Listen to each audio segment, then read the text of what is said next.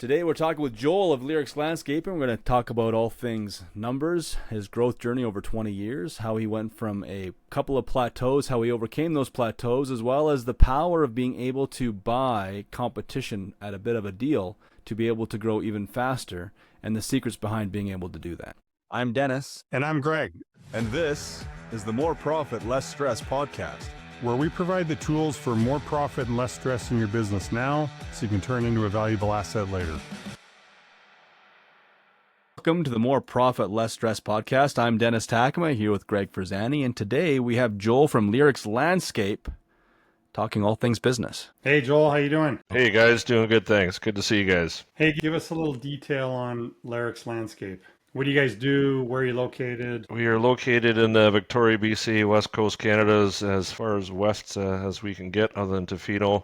We're a design install company, and we also do drainage. We're close to 50-50 install, landscape install, drainage installation company. There's about 15 employees that work for the company, 3 office staff, the rest out in the field. How far north on the island do you guys go? Not very. It's so busy in and amongst Victoria. We try to stay as close to home as we can. My big dump trucks are pretty thirsty, and it really does add up to a lot more expenses. But we'll go an hour. We'll probably go an hour north. So what got you started in landscaping? I grew up in Ontario on a farm, so I grew up monkeying around on tractors and PTO operated implements, and I just had a liking. I always wanted to drive the tractors before I was big enough to reach the clutch. Nice. And because of the whole boys and their toys thing, give us a quick, what kind of heavy equipment you got? We have 4 loaders and 4 excavators. We have one big excavator. It's about a 6-ton. And then we have 3 little small ones for fitting between fences, which are really handy for drainage jobs, particularly. And then we have 4 loaders, one big one, and then a couple small ones. The small ones are useful because they're more versatile and they're more used than the bigger equipment. Cool. And what year, because we'll get into some business discussion, what year did you started the business from scratch, right? Started from scratch, incorporated in 2010, started part-time in Vancouver in 2007. Cool. If you could give, say, one major piece of advice to any business owner or even anybody getting into business, what would that one, if you don't do this, you're screwed? I would say just start small. And in my industry, and I can only talk for my industry, lots of guys start up and they don't understand the industry very well. So my honest answer is really know your industry. Be very good, if not the best, at your niche, and don't jump off the plank until you feel like you're the best tradesperson, best mechanic, best landscaper, in my opinion, and really know your industry well, and then from there you really have to know your numbers. You have to know the industry first, and then you have to know your numbers. Okay, so you've really grown the company from nothing. What was been some of the biggest challenges along the way? Plateaus. We hit a couple big plateaus and didn't really know how to rise beyond these plateaus without asking my mentors. And my first one was at about 350,000, and I couldn't figure out. I couldn't work any harder. I was working 15 hours a day. I was building everything in the field, operating machinery, and working with the laborers, and then at night I would do a couple quotes and stay up as long as I could to do the computer work and the estimates, and I would do it all over 6 to 7 days a week, and most of the time 7 days. So I hit a plateau, and after about 4 years at about 350, 375, I asked one of my mentors, this is going back to 2012 and 13, I guess. And I went to one of my mentors and I asked him what I had to do because I couldn't figure it out myself. And he said, you're an idiot. You have to go out and buy a couple pieces of machinery. And so I did. Before I had the small little implements that we use for digging, but I went out and I bought a 5-ton excavator and a 5-ton loader, and then we started making money. Nice. And that allowed you to get bigger. That just allowed you to get bigger jobs, right? Bigger jobs, yeah. Quicker reputation, yeah. More revenue, more rewarding jobs. You actually just said a minute ago, start small, and then you said become an expert at your whatever it is you're doing. I think that's actually much more powerful advice than the listener may understand. Being an expert at what it is you do separates you from the competition, but it separates you from the corporations too, right? From the big guys. Like it allows you to be like, hey, I got to go there because they're the best at it. So that's awesome advice. And then you touched on know your numbers, get to know the numbers. So maybe expand on that a bit. I know you know your like you know your numbers well enough you can price your jobs to the penny. So maybe expand on that a bit for a listener. Like what does that look like when you say know your Yeah, numbers? They don't know what you're talking about, right? They're like, what does it yeah, mean know my numbers? yeah. Well, Great he question. knows his revenue, but everything else that All right. matters too. No, it's a great question. Right now, we're tracking our gross costs on every job. So we make all of our decisions and we manage all of our sites based on where we're at with gross profit. And our goal is every job to be at a certain amount. And if we, as soon as the red flags go up, as soon as we know we're going to end up worse than how we quoted it, then we make management decisions based on where we think we're going to end up. So. And how fast? So you say when it flags up, it's over. How fast are you able to know? Hey, we're running like our margins running too low in this job. How quickly are you able to That day. have your thumb on that day? Yeah, that day, Okay. as soon as the numbers go into our system, and I'll give you an example. We had an 8-day drainage job that we're still trying to remanage, and we had 2 days of breaking out concrete, which took us 4 days. And I knew after the first day that we were in trouble. Wow. I hadn't even been to site. I just knew it based on pictures in our system that we have. So the next day I had to go to the site and have a look at it and make the best management decisions that I thought was fair to the crew, even though the crew disliked the way I had suggested to manage it. It's just what we had to do. And by no means cutting corners, but just different suggestions to increase the efficiency to make sure we weren't going to lose by 25%, which is where we were Oh, heading. wow. Holy crap. So okay, so I know I'm assuming how long one of your jobs takes is probably quite variable, but on average, what would an average kind of job you guys would do? How many days would that take? For drainage installs, perimeter drainage installs, typically 2 weeks, so 10 working days, and we Okay. average about 30,000. Okay, so awesome point for a viewer. You're saying, hey, our average job takes 2 weeks. Day one, you're noticing the margins are not where they need to be. So, first of all, I mean, I guess if you can give a little bit of insight to people, like what can they do to make sure they know their numbers real time, like you just said, like give some kind of general overview, because I understand every business is different, softwares are all different, but if you can give a piece of advice, like because someone's going to say, Joel, maybe in your business you can figure out the numbers first day, but my business is different, I can't do that. What would you say back to them? Yeah, just know your numbers, have a good project management program, and just track your actual versus estimate. It's the most important thing I think you can do in order to make the most amount of profit that you can make. Oh, so I'm going to go back to this point of an average job's 2 weeks. You pinned on day one, your margins aren't there. I have to assume most companies don't notice that until not even after the job's done. They probably don't notice until 3 months later when their bookkeeping's up to date, which means they've now missed 2 week jobs for 3 months, maybe lost money in that 3 months. And I mean, to try and bounce back from that is impossible. And here you are Yeah, saying you can do it day one, like have your numbers. yeah, or maybe even end of the year. Yeah. Um, Yeah.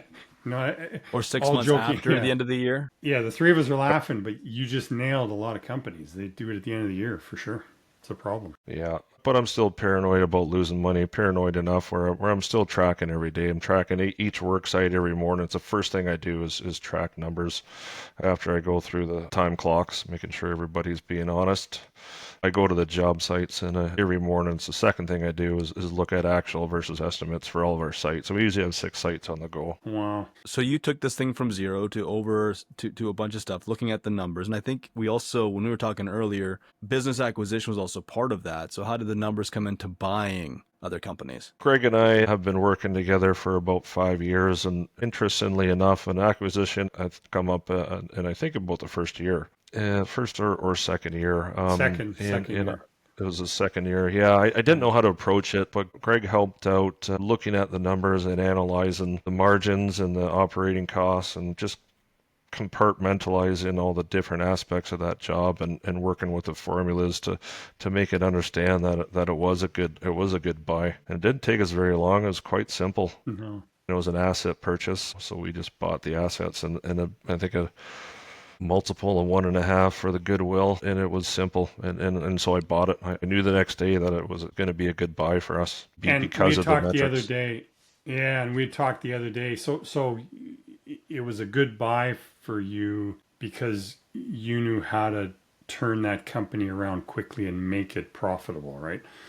So you did that, and without sharing numbers, but I think now we'd figured that company's probably worth 4 times today what it was worth when you bought it, say 3 years ago. It's crazy. Plus, you've made a profit every year on that division of the company since.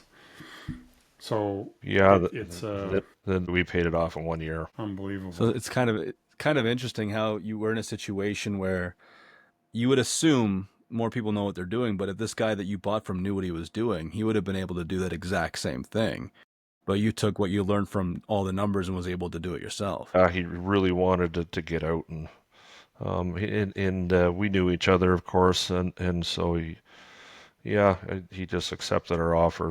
We only dropped it, I think, 25,000 from the asking, and that was a fair price that we determined was a fair price for both of us. Boy, what a great piece of advice for anybody listening to this, because they could be in one of these two scenarios. One could be like the guy you're talking about, stressed out, not making money, doesn't know what to do, working tons of hours every day, can't figure it out.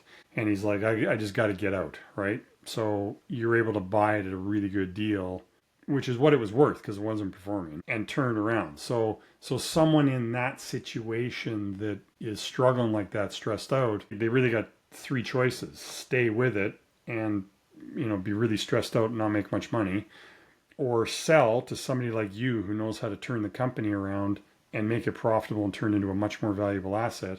Or option 3, they can go get the knowledge to learn how to do what you did with it, right? It was a But gift for us to have a 1 year turn on investment. no kidding. And then a different scenario here is someone listening to this who's really good at what they do can literally do what you did. I remember when we talked about it, it was almost like instead of saying, hey, you want to go buy this business, it was more about, this is almost like the most unbelievable marketing strategy ever. You're buying all those customers and you pay it off in 1 year. So somebody in your situation that knows what they're doing, systemized, profitable, can go buy another company and turn that thing around. And like, how long did it take you to turn that around? Well, we paid it off, and geez, I bet you that next year we probably did 25% EBITDA on that one revenue, so it was paid off in less than 1 year. But how many months did it take you to turn the business around and fix it? Like it had to be less than a year, right? Like probably 3 months?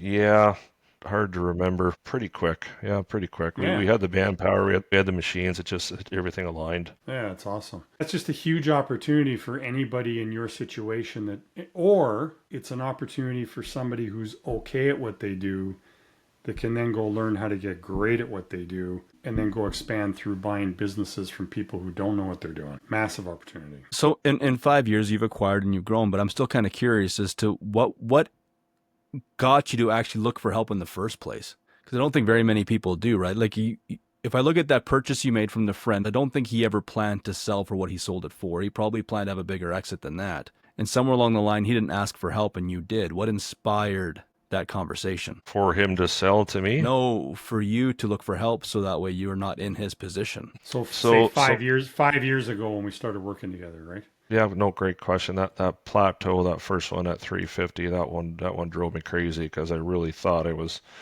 I really thought all my effort and my 15-hour days were going to pay off, but I wasn't progressing. The next plateau was that it was around 1 million to 1.3 million, I think, and same thing, I just couldn't figure out what I was doing wrong, and that's when I reached out to Greg. I was stuck at it for about 3 years, not stuck. I couldn't seem to progress. I couldn't seem to understand why I couldn't progress past 1.3 million. And so I reached out to Greg and started having Greg as guidance to figure out how we could grow. So the inspiration was you were just at a revenue plateau. Revenue plateau, yeah, yep. The profit was always quite good. We just needed to get the pricing locked down, and we really needed to figure out some marketing and just figure out how to get the ball rolling a little bit quicker. So what were some of the biggest takeaways you've had through that process? Because, I mean, most people think when I'm at a plateau for revenue, I should just hire a marketing company. Yeah, But you went in a completely different direction than that. Yeah, exactly. Oh, a great question. To be better organized and to compartmentalize different aspects of the company has really helped me with my stress and with different aspects of the company. Trying to think of an example here, but for marketing and budget, for example, I just never really had compartmentalized the marketing strategy and systems in the company, and with Greg's help, we've worked on it quite a bit as far as the percentage and strategies. So it wasn't just a situation of I need to get more revenue. It was more of a situation of I got to get more revenue, but I'm kind of in my own way. Yeah, to be more organized and to refocus, I think, on ops, especially where I thought I was an expert on ops, and just to categorize everything and just to be more organized, and even with the numbers and the profit plans, to organize the numbers better and just to be on top of everything as far as being a better business owner, more organized. So for those listening in, what would be some of the key things that you changed? Because again, instead of just hiring marketing companies, started to departmentalize. Where did you focus first? Good question. I started using a training platform called Trainio, and this was Greg's suggestion, and then so I started using it for myself first, and then I started using it for training the field guys. So just training in different topics, and we still do that every Monday morning for about half an hour. So that's helped out with professionalism and expertism and communication and everything business. They've really bought into that. They actually look forward to it, and that's an example of how I've been able to learn from Greg and to implement strategies to the field guys. I was just saying, just to clarify then, so one of the systems you built was a system specifically around training staff to get them up to speed quicker, kind of what's going on? Yeah. I think a lot of people would think a company like yours, like drainage, landscaping, etc., heavy equipment, it's like, these guys probably aren't going to want to look at a system or do training, or like they're probably stubborn. They think they know what they're doing. So it's quite a testament. Like you can literally say to any business owner, if you can do it in your business, they can do it in their business. Like you can get people to buy into, and actually what I loved you said is the guys actually look forward to it every Monday. That's quite a testament, because that actually means you can pretty much do it in any industry. Yeah, exactly. I'm training the guys to think like a journeyman, to think like a businessman as well. At the same time, as a journeyman, professional tradesman, in order for them to start their own company. They're buying into it, but I don't think they don't want to start their own company, which is Right. kind of strange. No, not really. You're kind of showing them that them. there's way more work involved than just going out and selling stuff. Yeah, maybe I'm scaring them. Like there's a But lot to it, right? So like, entrepreneurship's not for everybody. no, it's right? hard. So what were some of Yeah. the, like you used Trainual to train them. What were some of the first aspects of training you decided to let go? Because that would be the other hard thing, right? It's okay, well, I'm going to train these guys, but what do I train them on first? How'd you figure that out? The first big breakthrough that I had with training them, I always tried to train them on site visits, which we have to do quite often, but I just kind of formalized it with Tranual. So I realized my teaching methods could have been better, so I tried to involve them more and ask them more questions and put them on the spot and make them think a little bit harder, especially on Monday mornings, especially after long weekends. I really try to push it with these guys after long weekends, particularly because there's no other worse start of the week than a Tuesday morning after a long weekend with a bunch of landscapers or trades guys. Or anyone in general, the brain takes a bit to kick back in. Yeah. So Okay. I try to always adjust my teaching methods and make sure that I'm pushing the guys hard when I need to get them thinking, when there's a topic that they need to learn better, and we learn as a team, which is a culture thing, which is another big point here with working with Greg. The culture has tightened up, and that's allowed me to make more money, more revenue, and just act as more of an expert than a professional. So the Nice. training has allowed your team to kind of come together to all be focused on the same mission. Yeah, yeah, Get to understand that, yeah, we're a team, and that we have to be all accountable for these jobs and accountable for the mistakes. And yeah, it's been a big deal. That sounds like a big deal. So I know two things I want to get to that I think the viewer can benefit. Everything we've talked about with you so far has led to a number of things in your life, but two of them are, one is, you don't need to work 15, 18 hours a day, 7 days a week, 52 weeks a year anymore. Right? Through putting that stuff in place, it's now got you to a point where, you're able to, well, you get to play a bit, right? Yeah, finally. Yeah. Now you had to earn it. No, and that's a good point. You Yeah. said finally, Well, you had but to earn it. you Like, it said doesn't- finally play a bit, but you also bought out somebody else who could never find the time to play. So, I mean, you took a completely different path. What would you say to a business owner that's listening to this right now that says, but my situation's different. I'm never going to be able to get to a point where I can go enjoy life and play. I mean, I still got to work, but I can't go enjoy life and play and take the trips and go snow biking and dirt biking and all the things that Joel's doing. What would you say to him? You're only as good as your mentors. You really you need help to get through. Yeah, maybe from the outside it looks easy, but it's not easy. Yeah, you just have to put in your time and get through the grind and get the help. Get help as soon as you realize that you need help. That was my couple big mistakes in my career as I hit these plateaus, and I thought I could figure it out, and I just couldn't.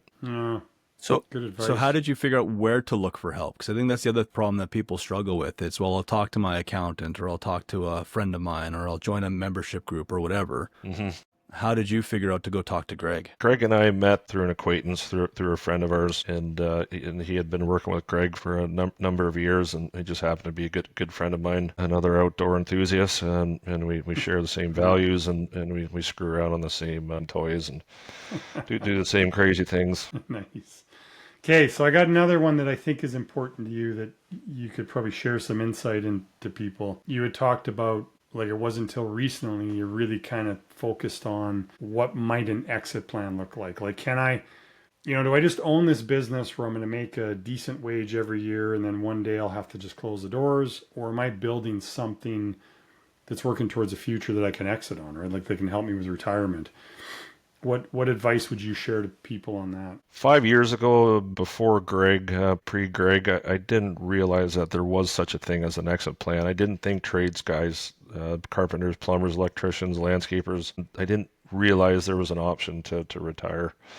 Like retire as in just sell and make a living, retire, or retire as in never quit? Retire and never work again. Based off the money they make from the company. Based on the company that you can sell and how much you can get. So Greg and I have been pushing hard to increase the revenue. We've been pushing hard on marketing. We've been pushing hard on the numbers, and even after 20 years, we're still pushing hard. It's the goal is to retire still in about 24 months, and the goal is to increase revenue in the next 24 months. So it's going to be a push, but that I think it's doable.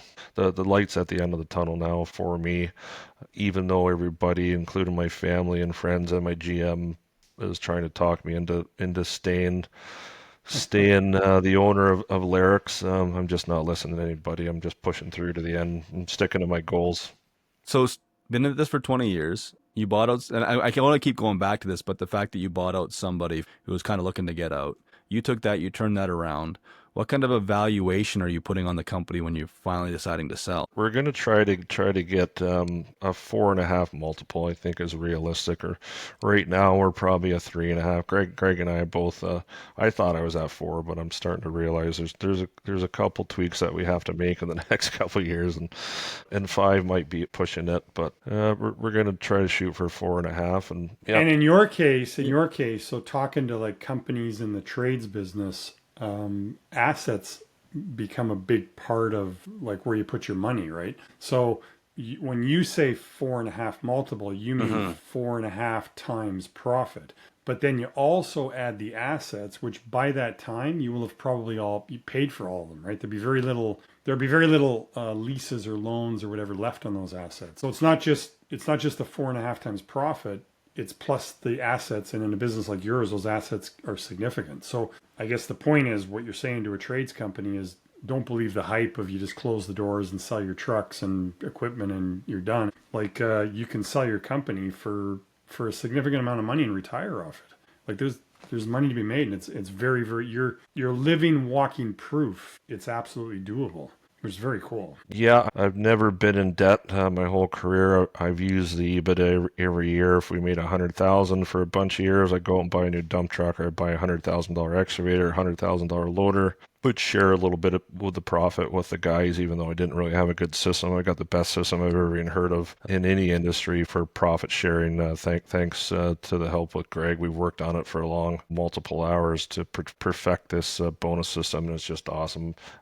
Guys come in and want to work for me now, and then I share with them the bonus structure, and they just can't believe it. Actually, that's a really good subject to expand upon, because probably a lot of businesses.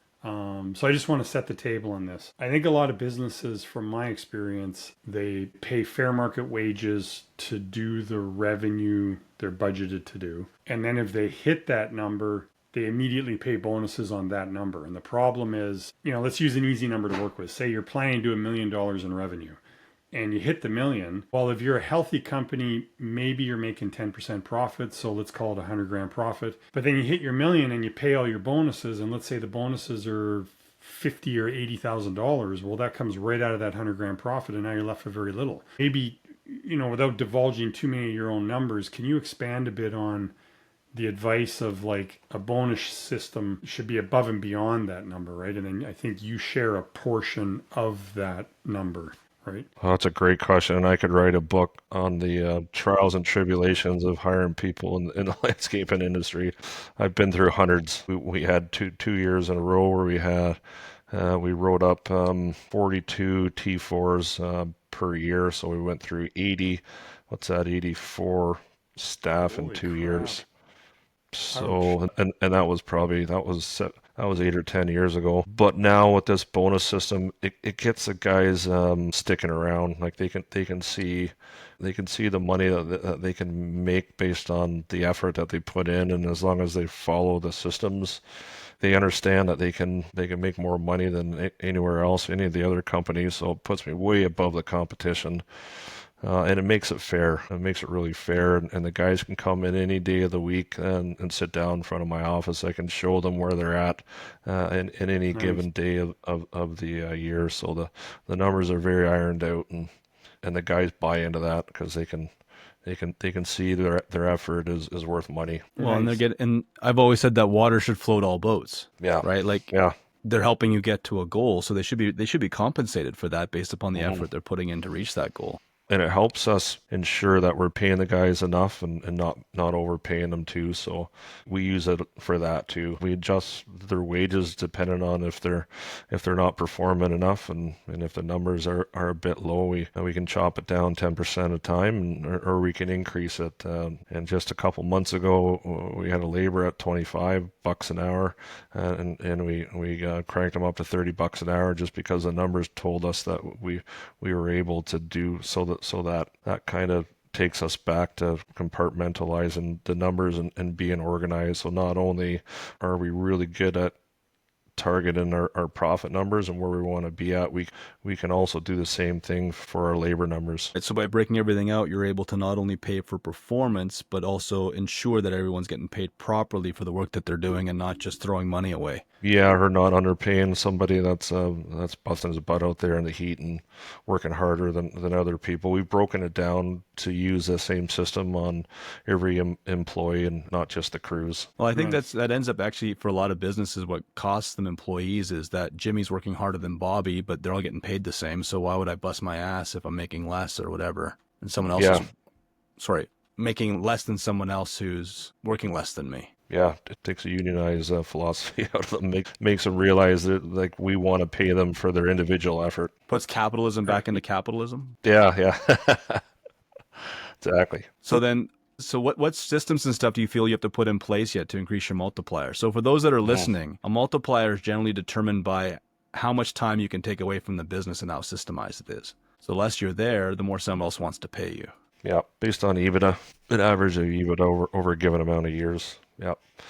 So what systems are you looking to put in place yet? Well, we're still looking at acquisitions. I've got to press harder on seeing what else is out there for similar businesses that we can bring on and wash the overhead or the operating expenses. And with what we're doing right now, that's imperative. We got to push harder on marketing still, and then really target our marketing to things that are working well for us. Such as the websites. We get a lot of work. We get 75% of our work from our websites, and so Greg just made the suggestion last week, I think it was, to throw a bit more money at the websites because that's where we're bringing in most of our revenue. So yeah, just little tweaks and yeah, just baby steps. It's the same thing as training the guys out back. They're working their butts off, and it's always these little tweaks that we have to make to get to reach our goals and to not lose focus on our goals, which is so easy to do when you're not thinking about it. When you got your head down and you're sweating it out in the field and you're not thinking about goals and stuff like that. You're just thinking about getting through to the end of the day. How do I get the job done to make sure that I get paid? Yeah. You just said something that I think a lot of people might have glazed over, like baby steps, one goal at a time put in place. So in other words, you're not going to go from not profitable to very profitable or low multiple to high multiple with like one thing you put in place. It's a bunch of little stuff. That's super good advice for anybody listening to this. I think a lot of people it's like the stock market, right? Everybody wants to hit the penny stock that goes from a penny to $100 and oh my God, I can retire. Business isn't like that. Like, I mean, there might be the odd one out there where they got one home run thing they did, but yeah, that's great advice you just gave. Baby steps, one thing at a time, one foot in front of the other, right? Yeah, Super but you can cheat it. It's the same thing. Like I think back to that first plateau, and I was literally banging my head off of the concrete wall because I couldn't figure it out. But you can cheat it. There is loopholes in business too, and yeah, that's like figuring out what you need to do, what the answers are, and who's got the answers for you to progress. Taking school, taking education courses, reading books. I previously used to drive around my truck all day and go to the meetings and sites and crank my music and try to stay positive with music. Now I listen to books. Now I listen to Audible wherever I drive, and I try to pick out principles with reading these books. So that's been a game changer for me too, for my progression. So the loophole the way to cheat it to get to retirement quicker, I think, is just to keep on learning and keep on training. It's funny, actually. We just had a call today with somebody else to discuss doing a podcast with them, and they literally almost said word for word what you just said. Like, learn every day, get ahead every day, get rid of the music, stop focusing on the negative, focus on positive things, not why you can't do something, focus on how you can do something. Yeah, that's great advice a lot of people probably wouldn't think about. Yeah, my GM who's been with me for about 5 years. He still is a bit of a stress case, but previous about 3 months ago, he was a chain smoker. He would tell me to pull over to the side of the road so he could hack a cigarette. He was a 2-pack a day smoker, but now he's quit smoking. He's changed his state completely. I've never nice. I don't know. He's working out. He works out every day at home in his home gym, and he goes for runs. And I just can't believe the transformation all within three months. months. So bad habits can be broken, and plateaus can be overcome, and you just have to talk to the right people. Anyways, my point is, I think a little bit of that breakthrough for him, changing his lifestyle, was partially my doing, but I'm not sure about that. His girlfriend would probably disagree with me. Wait, so the moral of this whole story is get a good girlfriend. Get it? Yeah, exactly. Could be. Get the help you need. Right. That's awesome. Okay, so before we wrap up, and maybe we've already asked you this basically, but if there's one last piece of advice we may have forgot to talk about or ask you that you could share with people, or one maybe closing comment that might be something you already shared, what would it be? Like, how would you put a stamp on the message? Keep on getting better. To take this company and to increase the revenue by 30% is almost impossible. But the reason why I think it's possible is because I got a good team on my side, and I've got Greg. I've got the best GM in the city. I got some of the best crews in the city. I've got the setup. It's just a matter of putting the pieces together for us and just keep on pushing, seeing if we can reach those goals. And yeah, I really think it's doable. Nice. Yeah, it's going to take some figuring out, and yeah, definitely some more training. Maybe a couple more hires for sure. Maybe another acquisition if we can find the right company to buy. And the other thing is cash flow. Make sure you got a good amount of cash flow in case things go bad, or in case an opportunity arises, that you got the cash. I've never been a fan of going into debt. Definitely not in the trades. I don't think it's not a great idea. Stay only as big as you need to, and only buy things that you can afford. And it's one of the main reasons why I'm able to retire here in a couple of years. I didn't get greedy. I only bought what we could afford, and I've always tried to push it on the educational standpoint, and I think that's key. I think that's a key for me, anyways. And yeah, constant push to put the pieces all together to make it work. So Joel, you said an important part of cash flow is to make sure you have enough money aside in case opportunities come up, which, by the way, is exactly opposite of what most people would say, which is have good cash flow in case something bad comes up. So expand on that a bit. Why'd you say that? Like it's such a opposite of the norm thought process. That's a real diamond in the rough comment or advice. There's lots of opportunities for us, for machinery, for example. Sometimes we'll just come across a machine that somebody's selling, and it just happens to be a good price, and then we'll scoop it up. That's just kind of one example, or a truck. We're constantly looking for machineries. It's almost a full-time business just dealing with the trucks and machines. At this point, we've got 10 trucks. Let me say this back to you. So a company who's struggling with cash flow and not making money will have to dump a piece of equipment or a truck because they're struggling. And then because you're doing well and you're managing your cash flow, you're able to capitalize on that and get a better deal on it because you have the cash. That's brilliant. It's a huge benefit. Or the same applies for businesses. If something comes up and we see something that we want to buy, then instead of borrowing from the bank at 10%, we just have the money. That's a good rubber stamp. That's good advice. And it actually makes me think about one quick example. After you bought that first company, turned it around, you were looking to buy another one popped up, but the reason you didn't buy it is they just wanted too much, like they wanted a premium for it. So why would you buy a business for a premium when there's no upside to turn it around? You're paying them a premium. Why don't you find a different business for a good deal that you can turn around and make that much more on it? So that's another good way to know the numbers. Yeah, exactly. That one was about 3 years ago, maybe 3.5 years ago. We backed out of that one. We determined that I think he was 50% too high on his sale price, and Greg and I sat down one evening for 5 hours and just crunched the numbers for literally 5 hours, and that's what we came out with. And I think I called him back. I said that this one isn't going to work for us at this time. Good point. Yeah, absolutely. Yeah, absolutely. That's a great example. Yeah. Another quick question. You gave a very good suggestion about constantly learning and getting better and evolving. And you said you read books. So is there any suggestion on a book or a couple of books that you've read you would suggest people take a peek at? I took a liking from Simon Sinek, and I got that from Greg. Greg is a fan of Simon Sinek, and the guy's just a genius. He's awesome. I could just listen to him when I fall asleep every night going to bed. He's got a new one called Start with a Why. It's a 15th anniversary one. I've read that and I'm starting it over and I'm going to read it again. So many good points in that. He's awesome. He's got a couple really good books on the why. Been a game changer. And then just the classics and Think and Grow Rich from Napoleon Hill. I've probably read that two times now for sure. The other guy I like is Alex Hermanzi. He's an entrepreneur. He's a gym rat turned entrepreneur. He's awesome. Great speaker and great principles. And then just a bunch of stuff, a bunch of books about having a strong mental game, selling stuff, Stoic Challenge, 7 Habits of Highly Effective People, another classic. That's from a good one. Stephen Connery. So all these books. Stephen Connery, I think his name. Stephen Covey, sorry.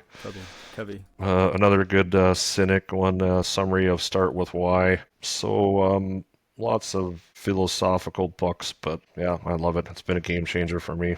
And I hate reading. I don't have the patience to sit there with a book.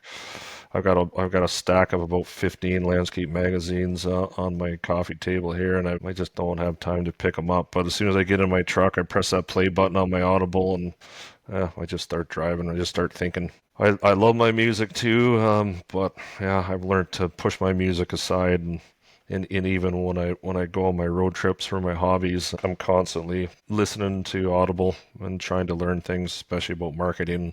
So some of the things that I think I can improve. And are there any specific books you make sure your staff listens to? Yeah, I could pay them to read, and I still don't think they would. They would just take the money and throw the book in the garbage. Fair enough.